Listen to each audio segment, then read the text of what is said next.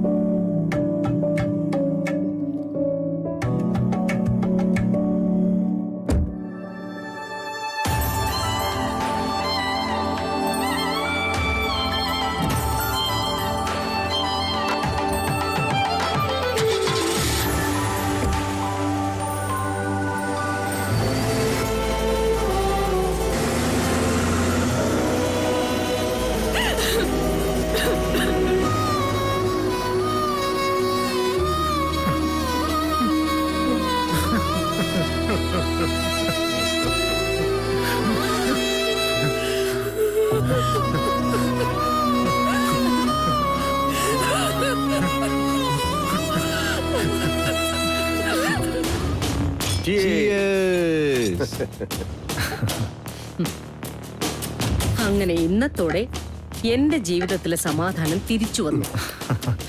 അതുകൊള്ളാം. അമ്മയ്ക്ക് എന്താ ഇവിടെ സമാധാനക്കേട്? സനു തന്നെ ആയിരുന്നല്ലോ ചേച്ചിയുടെ ഏറ്റവും വലിയ തലവേദന. അതെ, അവളുടെ സ്വഭാവത്തിന് ഇങ്ങനെ മാനം മര്യാദയ്ക്ക് ഒരു കല്യാണം കഴിപ്പിച്ചയക്കുമെന്ന് ഞാൻ സ്വപ്നത്തിൽ പോലും വിചാരിച്ചില്ല.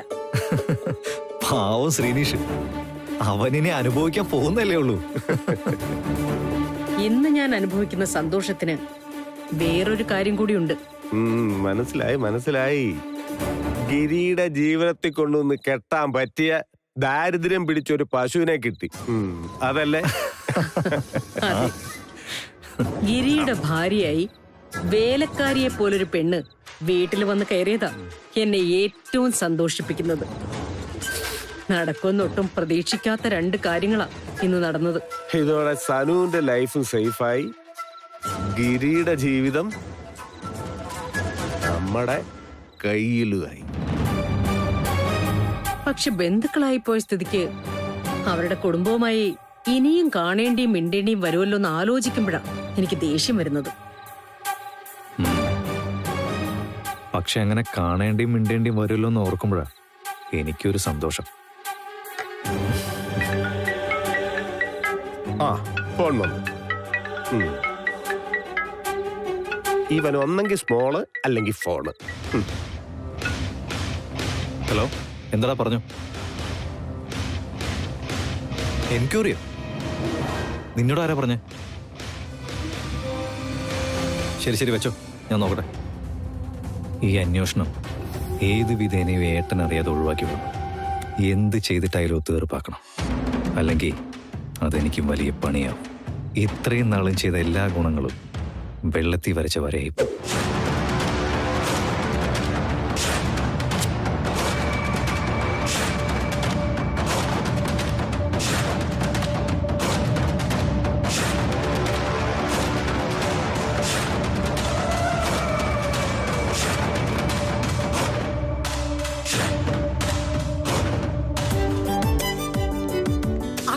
എവിടെ ഓടുന്നേ? ഞാനും കൂടെ വരട്ടെ.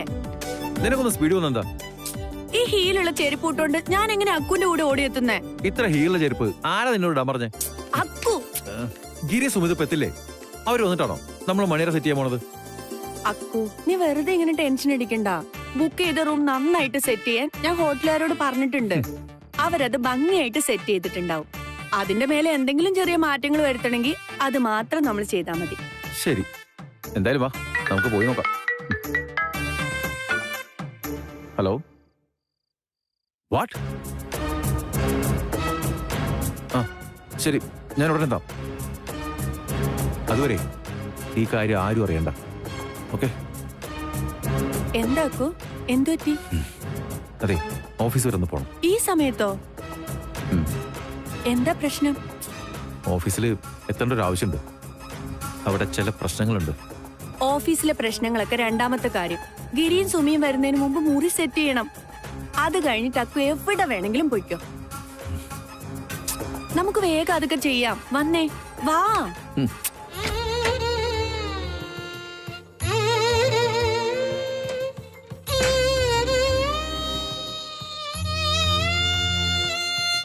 വാവ്, ഞാൻ അത്ര പ്രതീക്ഷിച്ചില്ല. അടിപൊളിയായിട്ടുണ്ടല്ലേ? എന്തടിപൊളി. ഇങ്ങനെയാണോ ഹണിമൂൺ സീറ്റ് സെറ്റ് ചെയ്യേണ്ടത്? ഇതൊന്നും ഇങ്ങനെയല്ല അറേഞ്ച് ചെയ്യേണ്ടത്.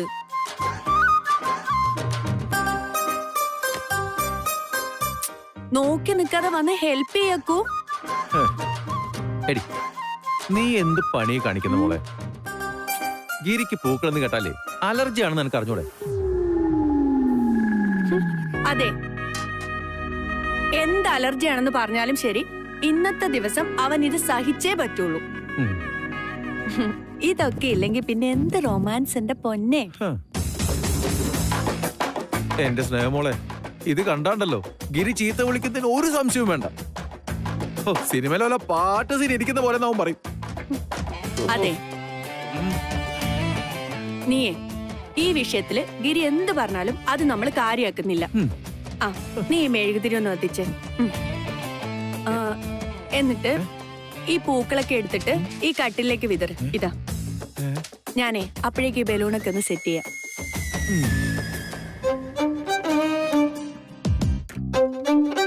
ഇതൊന്നേ ആ തടീന് വേണ്ടിട്ടല്ല നമ്മൾ ചെയ്യുന്ന, സുമിതയ്ക്ക് വേണ്ടിയാ. ഞങ്ങള് പെണ്ണുങ്ങൾക്ക് ഇതൊക്കെ വലിയ കാര്യമാണക്കൂ. ആദ്യ രാത്രി എന്നൊക്കെ പറയുന്നത് ഒരു പെണ്ണിനെ സംബന്ധിച്ചിടത്തോളം വലിയ സ്വപ്നം. അതൊന്നും ഗിരിക്കും അക്കൂനും പറഞ്ഞാൽ മനസ്സിലാവില്ല. അല്ല, എന്തായാലും ഇതിന്റെ പേരിലേ അവന്റെ വായിലേക്ക് കേൾക്കാൻ പോകുന്നത് ഞാനായിരിക്കും, അതുറപ്പാ. അക്കൂന് അത്രയ്ക്ക് പേടിയാണെങ്കിൽ ഇതൊക്കെ ചെയ്തത് ഞാനാണെന്ന് അങ്ങ് പറഞ്ഞേക്ക്. അപ്പൊ പിന്നെ പ്രശ്നം തീർന്നില്ലേ? അതെ അതെ.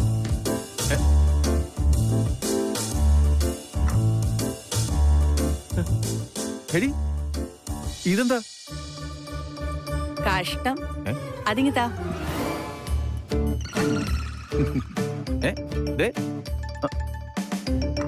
അല്ലപ്പോ ഈ 2 ഗ്ലാസ് എന്തിനാ? നോക്കി എന്റെ അക്കു.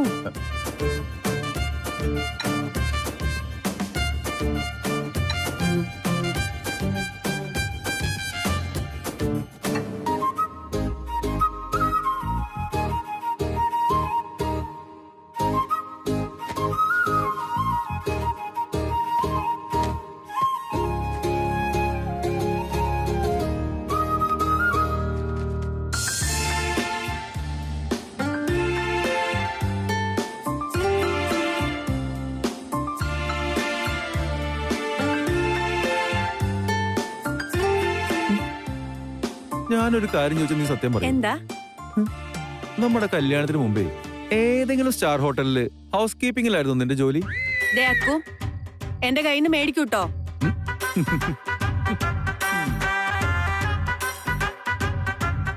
ഇപ്പൊ എങ്ങനെയുണ്ട് അത് പറ. ഇപ്പോ പെർഫെക്റ്റ്, അടിപൊളി. എന്നാ നമുക്കിനി റിസപ്ഷനിൽ പോയി വെയിറ്റ് ചെയ്യാം. നവദമ്പതിമാരെ സ്വീകരിക്കാം. യെസ്.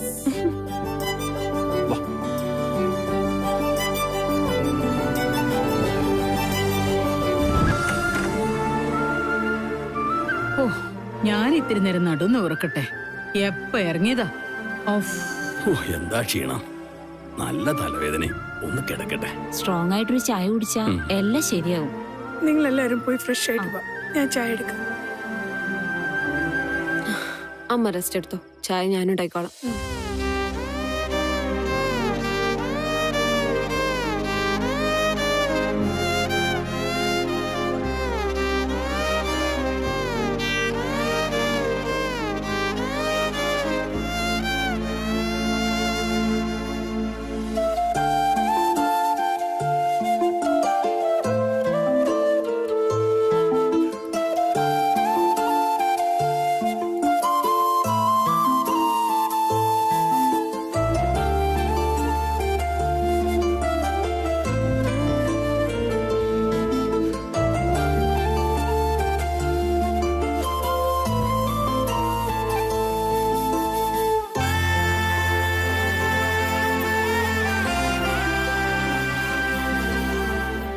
കൊണ്ടുപോവേ. ഈ വിഗ്രഹത്തിന്റെ കൂടെയുള്ളത് എന്റെ അമ്മയുടെ കരുതലും പ്രാർത്ഥനയൊക്കെ.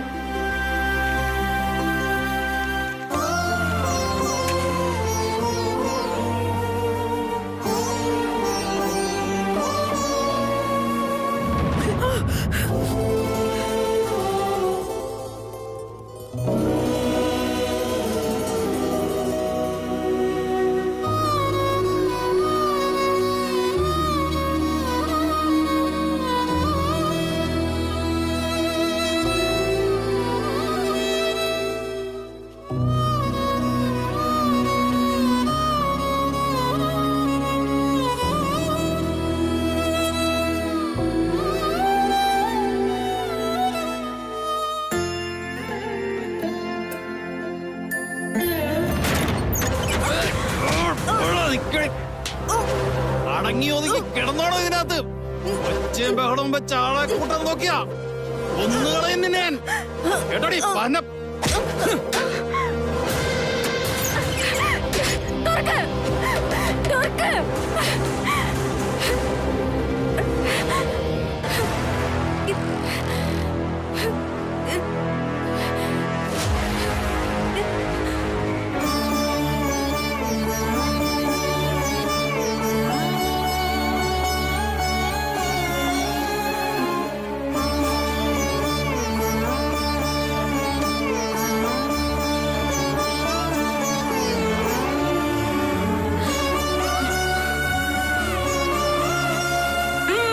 എനിക്കൊന്നും ശീലമുള്ള കാര്യമല്ല. നന്ദു, നീ ഒന്ന് പിടിച്ച് അടക്കരുത്.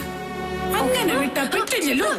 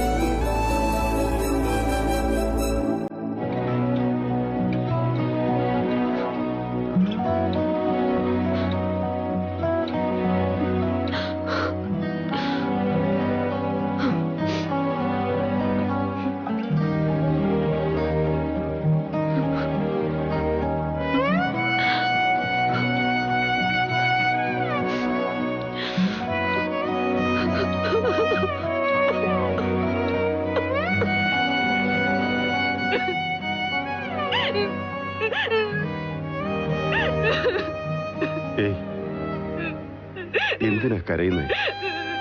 സുമിത പ്ലീസ്, താൻ ഇങ്ങനെ കരഞ്ഞ എനിക്കിതെങ്ങനെ ഹാൻഡിൽ ചെയ്യണമെന്ന് അറിയില്ലടോ. കമോ സുമിത പ്ലീസ്, ഇങ്ങനെ കരയാൻ മാത്രം ഇവിടെ ഇപ്പൊ എന്താ ഉണ്ടായേ? ദേ, എന്തുണ്ടെങ്കിലും പറഞ്ഞാലല്ലേ നമുക്ക് പരിഹാരം കാണാൻ പറ്റൂ. അച്ഛനോടും അമ്മയോടും ഒക്കെ യാത്ര പറഞ്ഞപ്പോ എനിക്ക് നല്ല സങ്കടം ഉണ്ടായിരുന്നു. പക്ഷെ അന്നേരം ഞാനും കൂടെ അവരുടെ കൂടെ കരഞ്ഞിരുന്നെങ്കിൽ അവർക്ക് ഒരുപാട് സങ്കടമായിരുന്നു.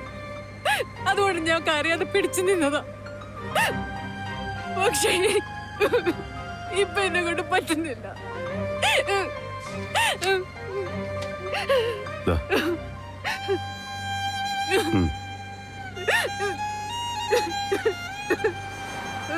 മണ്ഡപത്തിൽ വെച്ച് ഞാൻ ആകെ വിയർത്ത് കുളിച്ചപ്പോ സുമിത എനിക്ക് ടിഷ്യൂ പേപ്പർ തന്നില്ലേ? അപ്പോ ഞാൻ വാങ്ങിയില്ലേ? ദേ, കണ്ണു തുടക്കി സുമിത. ആരെങ്കിലും ഇങ്ങനെ കരയുന്നത് എനിക്ക് കണ്ടു നിൽക്കാൻ പറ്റില്ല.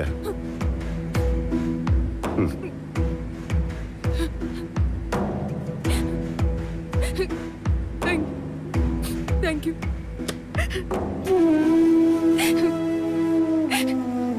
എന്റെ വീടിന്റെ വീട്ടുകാരൊക്കെ വിട്ടുപോണെന്ന് ഓർക്കുമ്പോ നെഞ്ചിനൊരു ഭാരം പോലെ തോന്നും.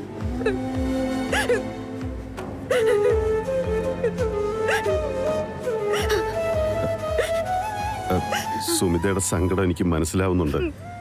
സുമിതയുടെ സ്ഥാനത്ത് ഞാനായിരുന്നെങ്കിൽ ഇതിലപ്പുറം ഇമോഷണൽ ആയേനെ. പക്ഷേ എന്തെങ്കിലുമൊക്കെ സന്തോഷമുള്ള കാര്യങ്ങൾ ആലോചിക്കേ. പ്ലീസ്, ഈ കരച്ചിലൊന്ന് നിർത്ത്. ഞാനും അത്യാവശ്യം നല്ല ടെൻഷനില്ല. ജീവിതത്തിൽ ആദ്യമായിട്ടാ ഞാനും ഇങ്ങനെ ഒരു സിറ്റുവേഷനിൽ. സുമിതയെ കുറിച്ച് ഓർക്കുമ്പോ എനിക്കിപ്പോ അഭിമാനം തോന്നുന്നത്. അല്ല, ഐ മീൻ, നമ്മുടെ ഈ പുതിയ ജീവിതം എങ്ങനെയാകുന്നോ എന്താകുന്നോ ഒന്നും എനിക്കറിയില്ല. പക്ഷേ ഒരു കാര്യത്തിൽ എനിക്ക് സന്തോഷമുണ്ട്. സ്വന്തം വീടിനെയും വീട്ടുകാരെയും സ്നേഹിക്കുന്ന ഒരു പെണ്ണിനെയാണല്ലോ എനിക്ക് കിട്ടിയത്. നാളെ എന്റെ കുടുംബത്തിനെയും സുമിത ഇതുപോലെ സ്നേഹിക്കുമെന്ന് എനിക്കറിയാം. ഞാൻ ഇത്രയൊക്കെ സമാധാനിപ്പിച്ചിട്ടും നല്ല വാക്കുകൾ പറഞ്ഞിട്ടും ഇനി എന്തിനാ കരയുന്നേ? എനിക്ക് സഹിക്കാൻ പറ്റുന്നില്ല.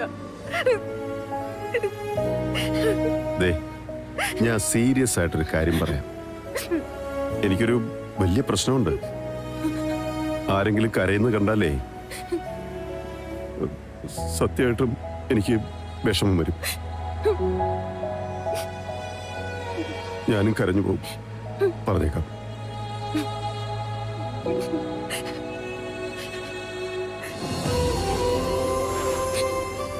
പിന്നെ സുമതിക്ക് സന്തോഷം ഉണ്ടാകുന്നൊരു കാര്യം കൂടി ഞാൻ പറയട്ടെ. എന്റെ മുറിയിലെ അലമാരയില് 2 ഡ്രോയറില് സുമിതയുടെ ഡ്രസ്സൊക്കെ വെച്ച് തരാമെന്ന് പറഞ്ഞില്ലേ? 2 അല്ല 3 എണ്ണം ഞാൻ സുമിതയ്ക്ക് വേണ്ടി റെഡിയാക്കിയിട്ടുണ്ട്. സന്തോഷമായോ?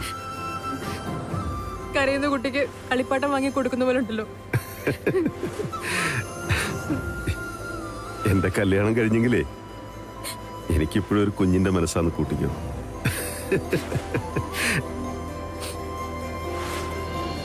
എന്റെ കല്യാണം എന്നല്ല, നമ്മുടെ കല്യാണം എന്നാ പറയണ്ടേ. ഓ, ആശ്വാസമായി. ഇപ്പോഴെങ്കിലും ഒന്ന് ചിരിച്ചല്ലോ.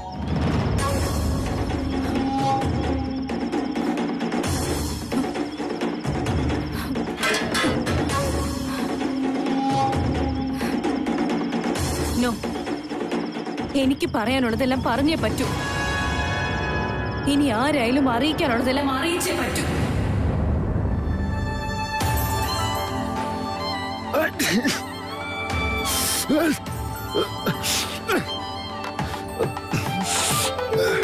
ഗീസറിനെ കുറിച്ച് ആരും നല്ലത് പറയുന്നുണ്ട്. അതാ ഇങ്ങനെ തുമ്മുന്നേ. ആരും ഒന്നും പറയുന്നൊന്നുമല്ല. സുമിതയുടെ കയ്യിൽ ഈ ഇരിക്കുന്ന പൂമാലയുടെ അത് കാരണം ഞാൻ തുമ്മുന്നേ. എനിക്ക് പൂക്കൾ അലർജിയാ സുമിതേ.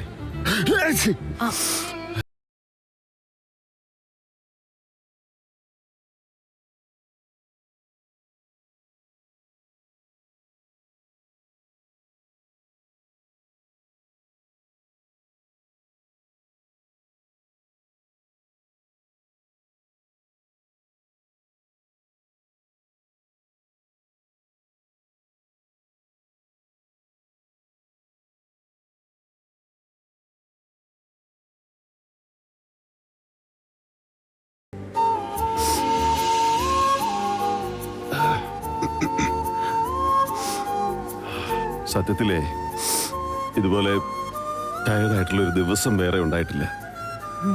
ഒന്ന് വീട്ടിൽ പോയി കിടന്ന് സമാധാനത്തോടെ ഉറങ്ങാൻ പറ്റാതെ ഹോട്ടലിലേക്ക് പോയി കിടക്കുന്ന ഒരവസ്ഥ.